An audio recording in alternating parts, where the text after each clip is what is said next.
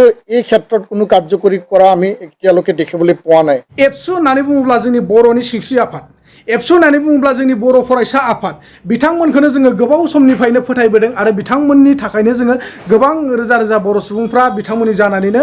मोनसे समाव गोबां लैहोर लैहोर लोब लोबनो बर' माहारिफ्रा रायजो राजा बिथांमोना एबसुखौ फोथायनानै गोबां बिथांमोननि धरना रेलि हाबाफारियाव बाहागो लाबोदों। नाथाय दिनैसिम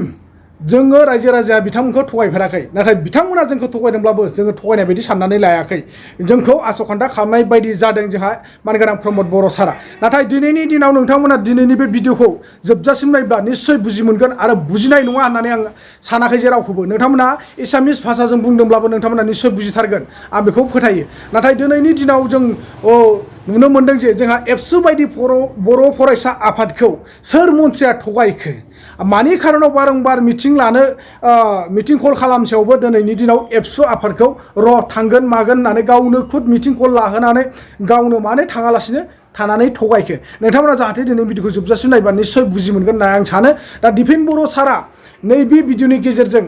सोर मन्थ्रिया थगायनाय आरो बबे सरकारा थगायनाय नोंथांमोना जोबजासिम भिडिअखौ नायबा निस्सय बुजिगोन। आरो लोगोसे आं नोंथांमोनखौ बेखौनो खावलायो जे नोंथांमोना भिडिअखौ जोबजासिम नायनायनि उनाव सोर मा बुजिनो हाखो नोंथांमोना कमेन्ट सेक्सनाव कमेन्ट हरनो दाबाव। नोंथांमोना मा बुजिनो हादों नैबे मोन्दांथिखौ नोंथांमोना आंनि कमेन्ट बक्सनि गेजेरजों फोरमायहरबानो जाबाय। दा बिदिब्ला लोगोफोर आं देरि खालामनो सानाखै, नोंथांमोना दिपेन बर' सारा मा फोरमायखो A to Z नोंथांमोना जोबजासिम नायनानै बुजिना लानो हासिगोन। বিষয় আছিল সেই বিষয়টো লৈ পেলাই আমি সংবাদমেল আয়োজন কৰিছোঁ। বিষয়টো আছে যে অসম চৰকাৰ, অসমৰ মাননীয় মুখ্যমন্ত্ৰী, অসমৰ শিক্ষামন্ত্ৰী ডাঙৰীয়াই চাৰিলানি আলোচনা আমাৰ লগত কৰিছিল আৰু এই আলোচনা 2021 পৰা 2024 তাত 4টা মাইনুটছ ইয়াত তৈয়াৰ কৰা হৈছিল। 2021, 2023 আৰু 2023 আৰু 2024 4টা মাইনুটছ। সেই মাইনুটছৰ ওপৰত যোৱা 19 জুন তাৰিখে শিক্ষামন্ত্ৰী ডক্টৰ ৰণোজ পেগু ডাঙৰীয়াই বড়ো সাহিত্য সভা আৰু নিখিল বড়ো ছাত্ৰ সন্থাত আলোচনাৰ কাৰণে আমন্ত্ৰণ কৰে। আৰু সেইদিনাখন আমি যেতিয়া উপস্থিত হওঁ তেতিয়া কিছুমান সময়ৰ অসুবিধাৰ বাবে, কিছুমান আৰ্জেণ্ট বিষয় অহাৰ বাবে তেওঁ অফিচৰ পৰা জনালে যে 11 বজাৰ মিটিং 2 বজাত হ'ব, 2 বজাৰ মিটিং 4 বজা, 4 বজাৰ মিটিং 6 বজা। এই সময়সূচী সলনি কৰি পেলাই মিটিং কেঞ্চেল হৈ গ'ল। ইয়াৰ পিছত 2 জুলাই তাৰিখে পুনৰ এবছু আৰু বড়ো সাহিত্য সভাক আমন্ত্ৰণ জনালে। মুখ্যমন্ত্ৰী আৰু শিক্ষামন্ত্ৰীৰ মাইনুটছৰ ওপৰত আলোচনা হ'ব। এই মিটিঙো কেঞ্চেল কৰি দিলে। 5 জুলাই 2024 পুনৰ আমাক মিটিঙত আমন্ত্ৰণ জনালে, আকৌ পুনৰ তেওঁ মিটিংটো কেঞ্চেল কৰিলে। 3টা মিটিং তেওঁ নিজে আহ্বান কৰি পেলাই নিজে কেঞ্চেল কৰিলে। আমাক জানিবলৈ দিলে যে বানপানীৰ বাবে, কেবিনেট মিটিঙৰ বাবে, আন বিষয়ৰ বাবে সেই মিটিং কেঞ্চেল কৰা হ'ল। কিন্তু আচৰিতভাৱে সেই কথাটো আমি জানিব বিচাৰিছিলোঁ তেওঁৰ পৰা যে ট্ৰাইবেল ৰেষ্ট হাউচত যেতিয়া আমি তেখেতক লগ পাইছিলোঁ CC টাৱাৰ মিটিঙত, মই শিক্ষামন্ত্ৰী ডাঙৰীয়াক প্ৰশ্ন কৰিছিলোঁ যে আমাৰ 3লানি মিটিং কেঞ্চেল হৈ গ'ল, এই মিটিংটো নেক্সট কেতিয়া হ'ব? তেওঁ কোনো উত্তৰ নিদিলে। তো ইয়াৰ কাৰণে 25টা বিষয়ৰ ওপৰত বড়ো মাধ্যমৰ ভৱিষ্যত আৰু ইয়াৰ যি প্ৰাণ, সেই মাধ্যমটো আগুৱাই নিবৰ কাৰণে ৰাইট টু এডুকেশ্যন আৰু ৰাষ্ট্ৰীয় শিক্ষা নীতি আধাৰত মাধ্যম আজিৰ তাৰিখত ক্লাছ 12লৈকে চলি আছে। আমি যেতিয়া দিছপুৰলৈ যাওঁ, বিভিন্ন বিভাগলৈ যাওঁ, শিক্ষা বিভাগত বহুতো বিষয়া অফিচাৰে নাজানে যে বড়ো মাধ্যম ক্লাছ 10লৈকে চলি আছিল, এতিয়া ক্লাছ 10লৈকে আৰম্ভ হৈছে। সেই বিষয়টো বহুত বিষয়াই মানে অৱগত নহয়। তেওঁলোকে কেতিয়াবা ক'ব বিচাৰে যে এই বিষয়টো লৈ আপোনালোকে বিটিআৰত যাওক। সকলো বিষয়টো আমাক বিটিআৰৰ পিনি তেতিয়া এটা মনোভাৱ এতিয়া বিষয়াসকলৰ মাজত জাগি উঠিছে। এই কথাটো আমি মুঠেই সন্তুষ্ট নহয়। এই কথা আমি আজি স্পষ্ট ভাষাৰে আমি ব্যক্ত কৰিছোঁ। এইটো আমি দুখ পাওঁ, কাৰণ ৰাজ্য চৰকাৰে, ৰাজ্যৰ শিক্ষা বিভাগে শিক্ষাৰ বিষয়সমূহ সুচাৰুৰূপে সমাধান আৰু দায়িত্ব সহকাৰে সমাধানৰ কাৰণে তেওঁলোকে কাম কৰিব লাগে। 25টা বিষয়ৰ ওপৰত মাইনুটছ তৈয়াৰ কৰা হৈছিল। মাননীয় মুখ্যমন্ত্ৰী ডাঙৰীয়া, শিক্ষামন্ত্ৰী ডাঙৰীয়া এই আলোচনাত সেই 25টা বিষয়ত যি মূল বিষয়সমূহ আছে যে 6.3 বিটিআৰ চুক্তি আধাৰত বিদ্যালয় প্ৰাদেশিকৰণ কৰিব লাগে 10টা কলেজ প্ৰাদেশিকৰণ কৰা হ'ল 4 বছৰত কিন্তু high school higher secondary LP ME junior college এই ক্ষেত্ৰত এতিয়ালৈকে কোনো সিদ্ধান্তত উপনীত হোৱা নাই এই বিষয়টো অতিকে গুৰুত্বপূৰ্ণ 2271 PGT post graduate teacher appointment কৰা হৈছিল 2021ত অসমীয়া মাধ্যমৰ বিদ্যালয়ৰ কাৰণে হায়াৰ ছেকেণ্ডাৰী লেভেলত PGT টিচাৰ আৰু সেই সময়তে আমি প্ৰশ্ন কৰিছিলোঁ যে বড়ো মাধ্যমৰ শিক্ষকসকল কেতিয়া এপইণ্টমেণ্ট পাব আৰু হায়াৰ ছেকেণ্ডাৰীবিলাক আপগ্ৰেড কৰি পেলাই তাত পোষ্ট ক্ৰিয়েশ্যন কৰা হ'ব 101 হায়াৰ ছেকেণ্ডাৰী আপগ্ৰেডেশ্যনৰ প্ৰপ'জেল দিয়া হৈছে পোষ্ট ক্ৰিয়েশ্যন হোৱা নাই কোভিডৰ সময়ত যিবিলাক 95 হায়াৰ ছেকেণ্ডাৰী বড়ো অধ্যুষিত অঞ্চলত আপগ্ৰেডেশ্যন কৰা হৈছিল তাত কোনো পোষ্ট ক্ৰিয়েশ্যন নাই ছাত্ৰ ছাত্ৰী এডমিশ্যন ল'লে বিনা শিক্ষকে তেওঁলোকে পৰীক্ষা দিলে আৰু এই ছাত্ৰ ছাত্ৰীৰ ভৱিষ্যত এতিয়া অতি ভয়াৱহ ৰূপত তেওঁলোকে জীৱনটো পাৰ কৰিব লগা হৈছে তেওঁলোকৰ শিক্ষাৰ ভৱিষ্যত নাইকিয়া হৈ গৈছে সেই কথাটো আমি আজি প্ৰশ্ন কৰিব বিচাৰিছোঁ তো 101টা হায়াৰ ছেকেণ্ডাৰী আপগ্ৰেডেশ্যনৰ পোষ্ট ক্ৰিয়েশ্যন কৰিব লাগে 50টা মডেল হাইস্কুল বড়ো মাধ্যমৰ টি গাৰ্ডেনৰ মডেলত আমি দাবী জনাইছিলোঁ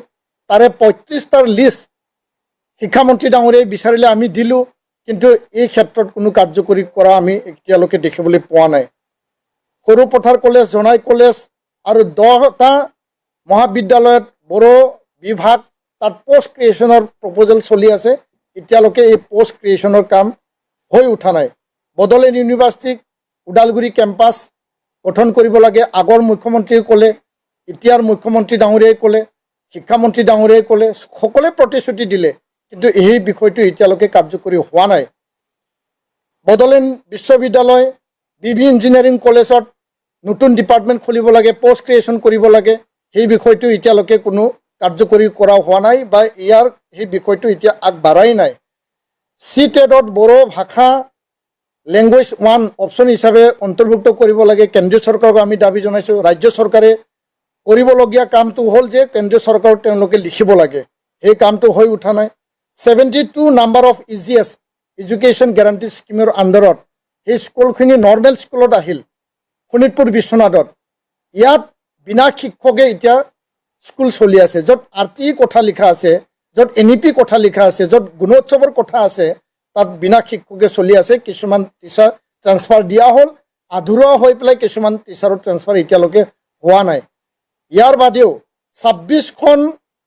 বড়ো মাধ্যমৰ বিদ্যালয়ত 0 টিচাৰ এজনো শিক্ষক নাই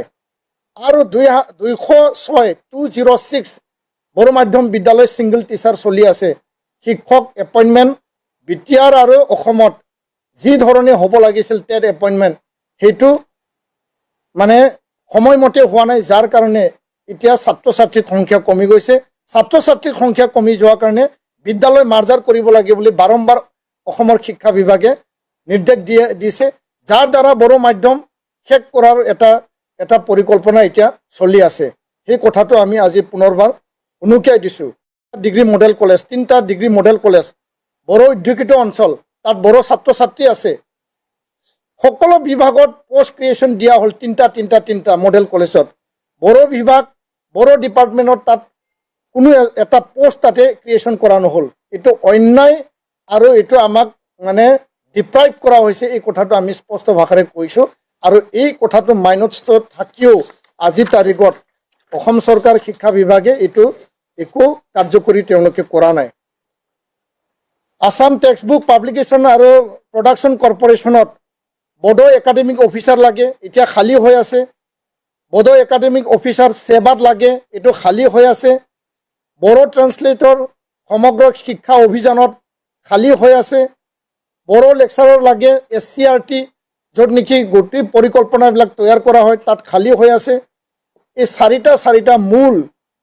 শিক্ষা বিভাগ কেনেকৈ চলি আছে য'ত নেকি SCRT-ত বড়ো লেকচাৰৰ লাগে তাত পোষ্টে নাই ইমান দিনে ক্লাছ 10ৰ লৈকে বড়ো মাধ্যম 1985-86ৰ পৰা চলি আছে 1963 পৰা বড়ো মাধ্যম আৰম্ভ হৈছে হাইস্কুলত মেট্ৰিক দিছে 85-86ত আজিলৈকে যদি তাত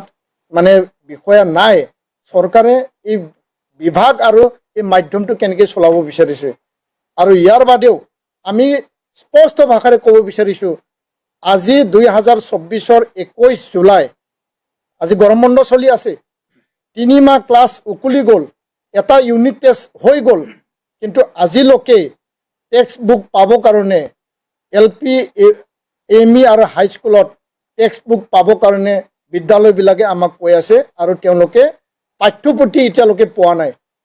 পাঠ্যপুথি পৰ্যাপ্ত পৰিমাণে নোপোৱাকৈ তেওঁলোকে আজি ক্লাছ কৰি পেলাই পৰীক্ষা দিব লগা হৈছে আৰু ইয়াৰ কাৰণে আমি অসম চৰকাৰক আমি আহ্বান জনাইছোঁ মুখ্যমন্ত্ৰী ডাঙৰীয়াক আমি আহ্বান জনাইছোঁ যে এই যে তিনিটা মিটিং মাতি পেলাই আমাক কেঞ্চেল কৰালে আমাক